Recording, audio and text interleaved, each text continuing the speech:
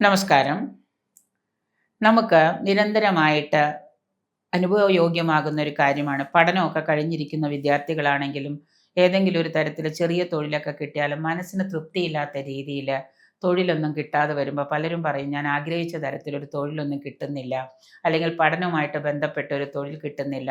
അതുകൊണ്ട് മാനസികമായിട്ട് വല്ലാത്തൊരു സ്ട്രെസ്സാണ്. നിരന്തരമായിട്ട് നമുക്ക് അനുഭവപ്പെടുന്ന ഒരു ബുദ്ധിമുട്ടാണ് തൊഴിൽപരമായിട്ടുള്ള പ്രശ്നങ്ങൾ. അതായത് നമ്മൾ എത്രയേറെ പഠിച്ചാലും എത്രയൊക്കെ പ്രാർത്ഥിച്ചാലും എന്തൊക്കെ ചെയ്താലും അവസാനം നമുക്ക് ദൈവത്തിനോട് പോലും ഒരു വിരക്തി തോന്നുന്ന ഒരു അവസരങ്ങളാണ് ചില സമയത്ത്. ചില കുട്ടികളൊക്കെ പറയാറുണ്ട്, എത്ര പഠിച്ചിട്ടും എത്ര നന്നായിട്ട് മാർക്ക് കിട്ടിയിട്ടും എത്രയൊക്കെ ചെയ്തിട്ടും എത്ര ഇൻ്റർവ്യൂ അറ്റൻഡ് ചെയ്തിട്ടും നിരന്തരമായിട്ട് തൊഴിൽ പ്രശ്നങ്ങളാണ്, തൊഴിൽ കിട്ടുന്നില്ല.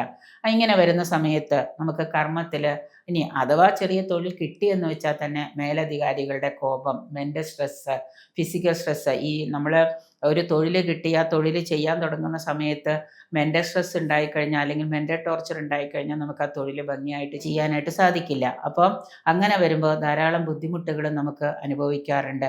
അതായത് അങ്ങനെ വരുന്ന സമയത്ത്, ഈ ബുദ്ധിമുട്ടുകൾ ഉണ്ടാകുന്ന സമയത്ത് നമ്മൾ ഒരു കാര്യം ചെയ്താൽ മതി. ഒന്നാമത്തായിട്ട് ആദിത്യനാണ് നമുക്ക് ഈ ജോലിയുമായിട്ട് ബന്ധപ്പെട്ട് തൊഴിലുമായിട്ട് ബന്ധപ്പെട്ട് നമുക്ക് പ്രകാശിപ്പിക്കേണ്ടതും പ്രസാദിപ്പിക്കേണ്ടതും ആദിത്യനെയാണ്. അപ്പോൾ ആദിത്യനെ ഉദ്ദേശിച്ച് വരുന്നൊരു വ്രതമാണ് ഈ ഞായറാഴ്ചയാണ്. ആദിത്യനെ ഉദ്ദേശിച്ച് വരുന്നൊരു വ്രതമാണ് അർക്കവ്രതം എന്ന് പറയും. അതായത് അർക്കൻ എന്ന് പറഞ്ഞാൽ സൂര്യനാണ്, അർക്കവ്രതം. അപ്പോൾ ഞായറാഴ്ചയാണ് സൂര്യൻ്റെ ദിവസം, ഞായറാണ് ആദിത്യൻ. അപ്പോൾ നമ്മൾ ചെയ്യേണ്ട എന്താണെന്ന് വെച്ച് കഴിഞ്ഞാൽ, ഈ ഞായറാഴ്ച ദിവസം കുറച്ച് ജോലിയിൽ ബുദ്ധിമുട്ടുണ്ട്, പ്രശ്നങ്ങളുണ്ട്, മേലധികാരികളൊക്കെ ബുദ്ധിമുട്ടിക്കുന്നുണ്ടെങ്കിൽ ഒരു ദിവസം നമ്മൾ അതിന് വേണ്ടിയിട്ട് ഡെഡിക്കേറ്റ് ചെയ്യുക. അത് ചെയ്യേണ്ടത് ഞായറാഴ്ച അതിരാവിലെ നമ്മൾ എഴുന്നേറ്റ് സൂര്യോദയത്തിന് മുൻപ് പറ്റുമെങ്കിൽ കുളിക്കുക.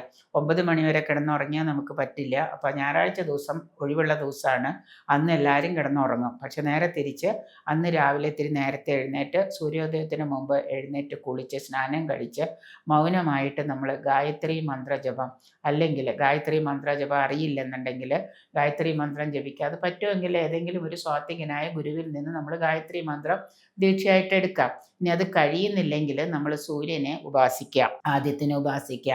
ഗായത്രി ജപം പറ്റുന്നില്ലെങ്കിൽ മാത്രം. എന്നിട്ട് എന്ത് ചെയ്യണമെന്ന് വെച്ച് കഴിഞ്ഞാൽ, സൂര്യ സ്തോത്രങ്ങളുണ്ട്, ആദിത്യ സ്തോത്രങ്ങളുണ്ട്. ആ ആദിത്യ സ്തോത്രത്തിൻ്റെ ചെറിയ ബുക്കുകളൊക്കെ വാങ്ങാൻ കിട്ടും. ഇല്ലെങ്കിൽ അറിയാവുന്ന ഗുരുവിനോട് അതൊന്ന് എഴുതി മേടിക്കാം. എന്നിട്ട് ആദിത്യ സ്തോത്രങ്ങൾ ജപിക്കാം. ഞായറാഴ്ച ഒരു നേരം മാത്രം ഭക്ഷണം കഴിക്കുക. രാവിലെ കഴിക്കുന്നില്ലെങ്കിൽ ഉച്ചയ്ക്ക് മാത്രം കഴിക്കുക. കഴിയുന്നതും അസ്തമനത്തിന് ശേഷം നമ്മൾ ഭക്ഷണം കഴിക്കാതിരിക്കുക. സൂര്യൻ അസ്തമിക്കുന്നതിന് മുൻപ് കഴിക്കുക, അസ്തമന ശേഷം കഴിക്കാതിരിക്കുക. അങ്ങനെ ഒരു നേരം മാത്രം ഭക്ഷണം കഴിച്ച് സൂര്യാസ്തമനത്തിന് ശേഷം നമ്മൾ ഉപവാസം തുടരണം. കാരണം രാത്രി ഇപ്പോൾ ചിലവർ അസ്തമിച്ച് കഴിഞ്ഞാലും ഒരു 10 മണി 11 മണിയാകുമ്പോൾ ഭക്ഷണം കഴിച്ചിട്ട് കിടന്നുറങ്ങുന്നവരുണ്ട്. അപ്പോൾ സൂര്യാസ്തമനത്തിന് മുമ്പ് ഭക്ഷണം കഴിച്ചിട്ട് ഉപവാസം തുടരുക, പോയി കിടന്ന് ഉറങ്ങുക. സർവ്വപാപകരമായിട്ടുള്ള ഈ അർക്കവ്രതം നോറ്റാൽ നമുക്ക് തൊഴിലിലെ പ്രശ്നങ്ങൾ മാറാനും തൊഴിൽ നല്ലത് കിട്ടാനും ഒക്കെ ആയിട്ട് ഫലസിദ്ധി ഉണ്ടാവും. ഏറ്റവും കൂടുതൽ പ്രയോജനപ്രദമായിട്ടുള്ള ഒരു വ്രതമാണ് ഈ പറയുന്ന വ്രതം.